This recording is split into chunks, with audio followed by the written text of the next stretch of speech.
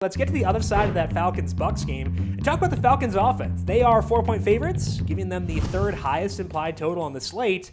Likely not going to have Austin Hooper and Devontae Freeman again. So what's your read on the Falcons here against the Bucks? Love them. Matt Ryan's probably my favorite quarterback play of the week. I love Julio Jones a lot. And if there's no Austin Hooper, that's going to leave plenty of volume to go around for Calvin Ridley, who is priced up to $6,700 this week. But that still keeps Russell Gage an option. So there's a lot of ways to go with this offense. Probably not touching Brian Hill in such a bad rushing matchup, and just based on his usage. But between those three receivers and Matt Ryan, I like Atlanta quite a bit.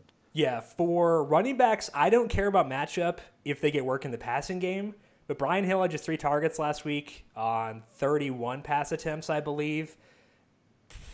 That was a very positive script for them too, and he still didn't do a whole lot. So it could burn me to not go there, but I'm okay with that personally. Yeah, I mean, it's just the Bucks are that good against they're number one by like a mile. They bottled up Christian McCaffrey. Yeah.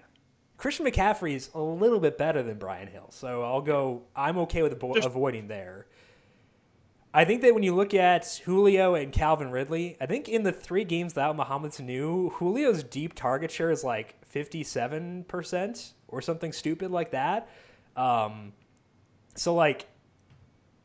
Julio has not been Julio Jones this entire year because his market shares have been down.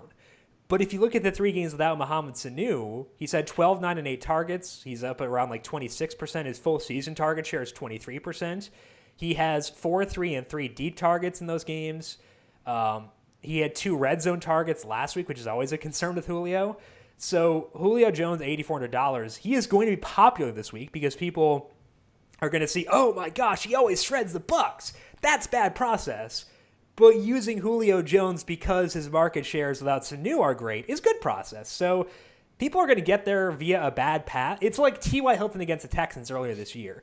People were using him for bad reasons, but he was still a good play. And I think that's what we have with Julio this week too. We also, you want an example of good process. He hasn't scored in 7 games, so he's due. It's like the angry Tom Brady narrative where Julio only scores if he's had a drought. He gets angry without those touchdowns, and then he must score after that. So, yeah, it's Julio week, obviously. Baby, let's go.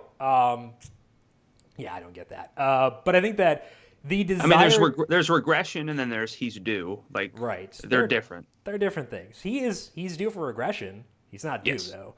Calvin Ridley, I think that if everyone decides to flock to Julio and ignore Calvin Ridley's usage from last week, sweet. He's 67. DK Metcalf is there. That's it. He's right by Odell Beckham kind of too. So I don't think Ridley will be... Keep sleeping.